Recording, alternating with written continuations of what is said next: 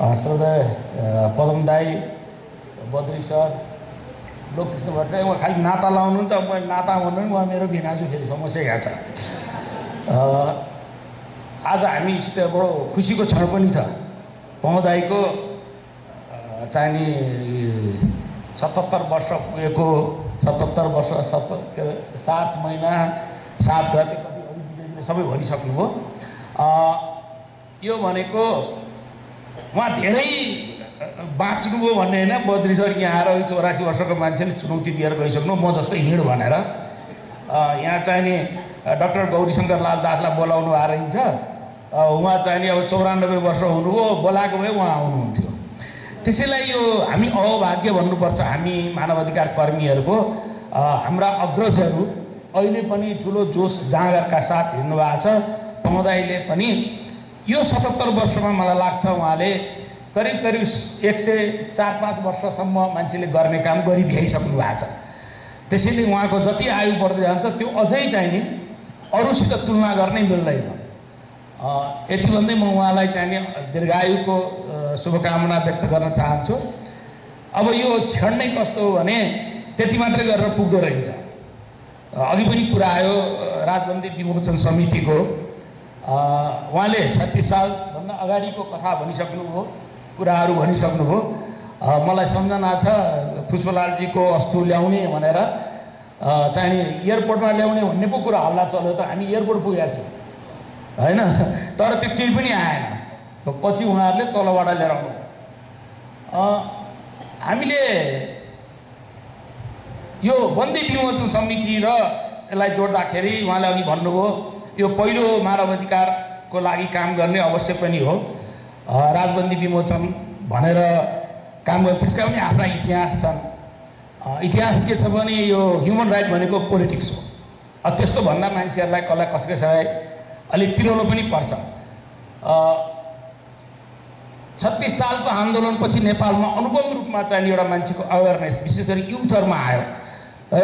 त्यस्ताका अब म पनि आफू युथ नै थिएँ र हामी सबै चाहिँ नि पोलिटिकल प्रिजनर्सहरू को त्यतिखेर विवाद चाहिँ के हो भने जनसङ्ग्रहको बेलामा मनमोहनजीले राजबन्दी रिहाईको 5वटा पूर्व शर्त राख्नुभयो। यहाँहरूलाई थाहा होला, त्यो 5 पूर्व शर्तहरूमध्ये चाहिँ यो रिहाईको कुरो थियो। तर कहाँनिर प्रब्लम आयो भने एम्नेस्टी इन्टरनेसनल जस्तो संस्थाले पनि नेपालका वामपन्थीहरूलाई उनीहरूले हतियार उठाएको हुनाले पोलिटिकल प्रिजनर भन्न सकिन्न भने। मलाई अहिले पनि याद छ लिज समथिङ भन्ने मान्छे एकजना महिला आएको थिइन्। अब यतिखेर मैले प्रकाश काफ्लेलाई सम्झिनुपर्छ। हामीहरूले कुरा गर्दाखेरि उनले हुन सक्दैन यो, किनभने उनीहरू हिंसामा लागेका हुन्। हामीले भने नेपालमा कुन चाहिँ पार्टी छ जसले चाहिँ आर्म चाहिँ उठाएको छैन? तिमीलाई इतिहास थाहा? आजै बिहान पनि म एकजनासित यो आर्म गर्दै थिएँ होइन। नेपाली कङ्ग्रेसको चाहिँ नि मातृका भनेको रेभोल्युसनको कमान्डर हो। त्यतिखेरको चाहिँ नि लिबरेसन आर्मी के भन्थ्यो त्यसलाई, मुक्ति सेना, त्यही हो लिबरेसन आर्मीको चाहिँ नि प्रमुख थिए। त्यसलाई एउटा पोइन्टमा गएर जसैले सबैले हतियार उठाएको हो। अब यो हिसाबले भने उनीहरूको पोलिटिकल अब्जेक्टिभ थियो कि थिएन भन्ने कुरामा धेरै आर्ग्यु गरेर दे आर नट रेडी होइन। भट्टराईजी लगायत अरू सबैलाई थुनिना साथ चाहिँ उहाँ प्रिजनर अफ इयर पनि हुनुभयो। त्यसो भनेर मैले भट्टराईजीको कन्ट्रिब्युसनलाई जान खोजेन, मैले इन्टरनेसनल पोलिटिक्सको मात्रै कुरा गरेँ। हाम्रो उहाँ श्रद्धेय नेता हुनुहुन्छ, उहाँको नेतृत्वमै हामीहरूले चाहिँ नि नेपालको 46 सालको एउटा चाहिँ लोकतान्त्रिक संविधान पाएका थियौँ। त्यसले हामी उकस भइरहेको थियो। हामी मोफसलमा बस्नेहरू, म त्यतिखेर हेटौँडामा थिएँ। त्यतिखेर हामीहरूलाई के थाहा हो भने एक्चुअली टङ्ककाजीबाट थाहा भयो कि एउटा चाहिँ राजबन्दी विमोचन समिति छ भनेर। त्यसपछि अब त्यसमा लाग्नु पर्यो भनेर हामी खोजेर हिँड्थ्यौँ फोरमहरू। काठमाडौँ आएको अनि काठमाडौँमा चाहिँ पौदाईका जानुपर्छ भन्ने आयो। इन्द्रचोकभन्दा अलि यता आसनतिर आउने ठाउँमा दाहिनेपट्टि म अहिले पनि सम्झिन्छु एउटा होइन घर थियो। त्यहाँ 15 तुलाधार मान्छे भन्ने मान्छे बस्छ भन्ने थाहा थियो, भनेको थियो मलाई। हामी त्यतिखेर अन्डरग्राउन्ड पोलिटिक्ससित अलिकति लाग्यो हुनाले। अनि एउटा दाइले बिर्सिनुबाट सानो चिरको कागज लिएर गयौँ। त्यहाँ जान छक्क, मैले त 15 तुलाधार भनेको अब काठमाडौँको पद्मरत्न तुलाधार ठुलो नामै ठुलो लाग्यो, भयङ्कर भयो। अन्त त्यो एउटा मेसिनमा उहाँ चाहिँ छाप्दै हुनुहुन्थ्यो आफैले। त्यो मान्छे 15 तुलाधार कोही मान्छे हो कि प्रेसमा काम गर्ने हो कि छुट्याउन गाह्रो पऱ्यो। बस्यौँ, त्यसपछि उहाँसित कुरा भयो। त्यसपछि बल्ल चाहिँ लैन्चरको घरहरू पछिबाट आएर देख्न थालियो। र बन्दी विमोचनका राजबन्दी विमोचनका धेरै कुराहरू यहाँ पनि पढ्दाबाट हुन्थ्यो। दाइले बिर्सिनु होला नबिर्सिनुहोस्, फेरि सम्झाएको। त्यसपछि हामीलाई लाग्न थाल्यो कि नेपालमा एउटा सङ्गठित प्रयास हुनुपर्छ। राजबन्दी भनेको एउटा पाटो मात्रै हो, तर ह्युमन राइटका अरू पाटाहरू छन् र त्यतिखेर चाहिँ पोलिटिकल फ्रिडम, अर्गनाइजेसनल फ्रिडम त्यो चाहिँ जरुरी छ। पार्टीहरूमाथि लागेको चाहिँ नि प्रतिबन्ध भन्नुहोस् वा पार्टी खोल्न नपाउने जुन स्थिति छ त्योसित लड्नु छ र यो सबै चाहिँ ह्युमन राइट हो भनेर हामीले स्थापित गर्नुपर्छ भनेर एकदम सोच विचार गरिकन त्यतिखेर बद्री सर हेटौँडामा हामी सबै हेर्न त्यहाँ आइन्छ, म फसलमा थियौँ। अनि वीरगन्जमा गएर चाहिँ नि गोपाल गोतामे सहित गएर बद्री सर अध्यक्ष हो, गोपाल गोपाल उपाध्यक्ष, अनि प्रकाश काफले महासचिव भएर मानव अधिकार संरक्षण मञ्चको स्थापना भयो। र यसरी यो अगाडि बढ्दै गयो। मैले पन्ध्रलाई कसरी देखाएको छु भने कुनै पनि चेन्ज ल्याउने र मुभमेन्ट भन्ने हो भने पन्ध्र राई जहाँ पनि लालायित हुनुहुन्छ, उहाँले यसको असर के हो भन्नेतिर हेर्नुहुन्न, त्यसलाई युज एन्ड मिसयुज मैले यस्तो लाग्छ। पन्ध्र राईलाई उपयोग पनि गरियो, दुरुपयोग पनि गरियो, तर उहाँभित्रको एउटा चाहिँ परिवर्तनको चाहना हो र आन्दोलनप्रतिको जुन एउटा प्रतिबद्धता हो त्यसले काम गरेको हुन्छ। पौदाई कहिले पनि कन्ट्रोभर्सियल हुनु भएन भन्ने कुरो होइन। मन्त्री हुँदाखेरि बाह्रमा गएर उहाँले गाई खान पाउनुपर्छ भनिदिनु भयो, याद छ होला तपाईँहरूलाई के थाहा छैन भने याद गर्नुहोस्। अब यी कुराहरू के हो भने पौदाले कसैले आएर भन्यो यो त गर्नुपर्छ भनेपछि उहाँलाई लाग्छ यो हो त परिवर्तन हो नि। आज पनि त्यो इस्यु छ, इस्यु नभएको त होइन नि त। त्यसैले उहाँले मानव अधिकार संरक्षण मञ्च गठन भयो, सबैलाई चाहिन्थ्यो।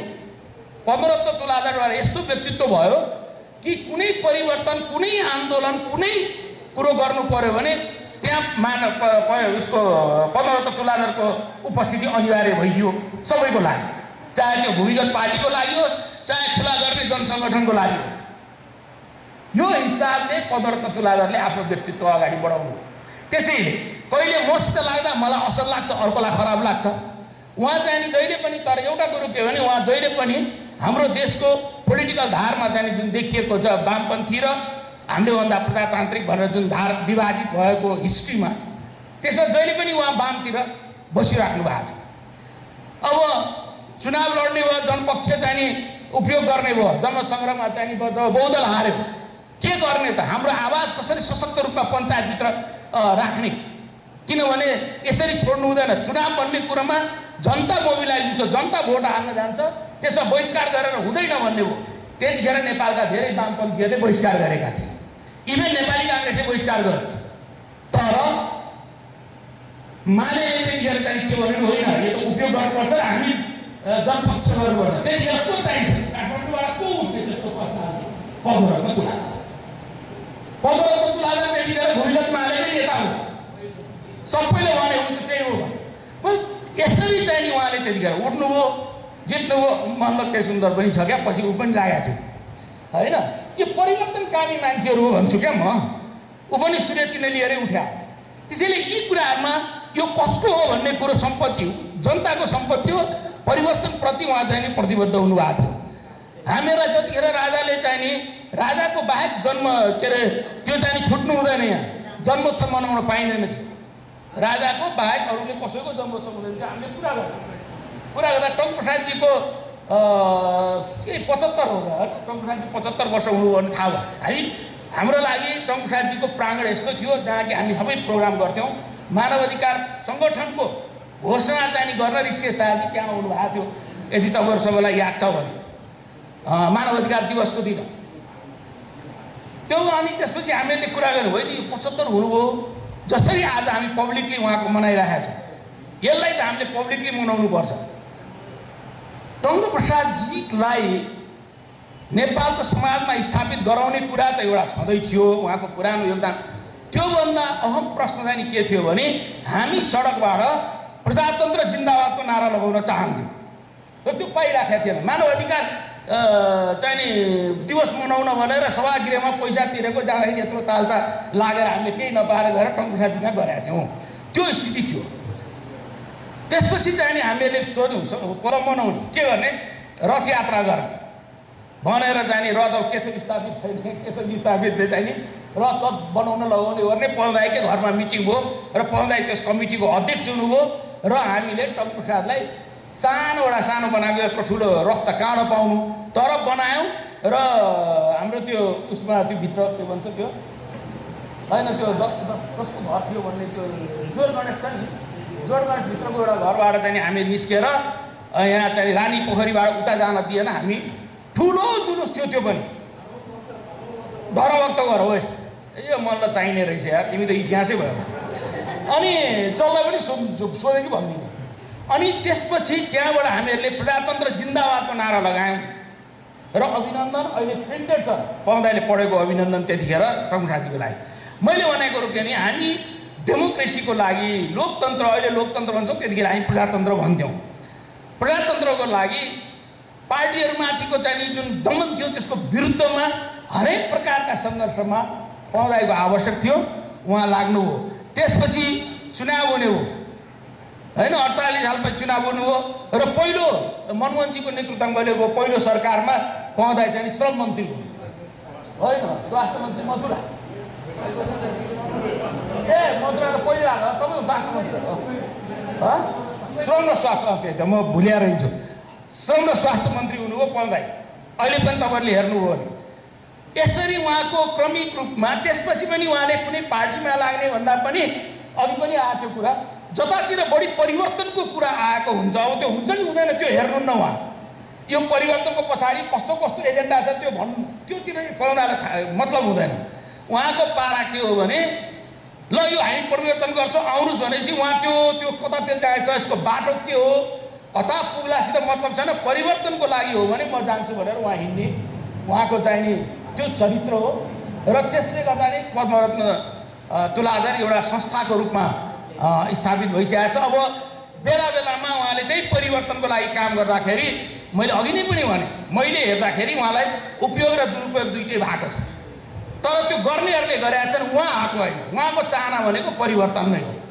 र यति भन्दै अब अरू त्यसका पछिल्ला भागहरू तपाईँहरू सबैलाई थाहा छ मैले अलि तपाईँहरूलाई थाहा नभएको भागहरू कहीँ भनौँ कि भनेर मात्रै भने अब विजयजी अब म पनि त्यो इतिहास सँगसँगै आइराखेको हुनाले अब यो सबै कुरामा अब पछि बद्री सरको चाहिँ उहाँले 84मा त भाग त लिए तर यस्तो प्रोग्राम गर्नु भएन नभए उहाँको बारेमा भन्ने त झन् कति छ होइन त्यो कोही पर्सनालिटीहरू यस्तो निस्किन्छ समाजमा जहिले पनि परिवर्तनको कुरा गर्छ अहिले पनि कमैयाको काम सुरु गरे हामीले हो गरे अस्ति उहाँले फोन गर्नु हो त्यो त गर्नै पर्यो भनेर तर उहाँले एउटा कुरो के भन्नु भएन अघि भने मैले अलिकति भन्नु खोजेँ कमैयाहरूको आन्दोलन चलिरहेको छ हामी भन्दैछौँ कि त्यो जुन भूमिमा छ उसलाई चाहिने त्यो चाहिँ मैयानी हक भए पनि दिनुपर्छ भन्दैछौँ यहाँ संसदले चाहिँ एकदम घोषणा गरिदियो र उनीहरू यही भादौको महिनामा उनीहरूलाई चाहिँ आउट गरे अब यो स्थिति अघि उहाँले भन्नुभयो त्यसपछि हामी अदालतमा पनि गयौँ अदालतले चाहिँ सरकारले गर्दैछ त्यसैले केही गर्नु नपर्ने भनेर अदालत अहिले जहिले पनि त्यस्तै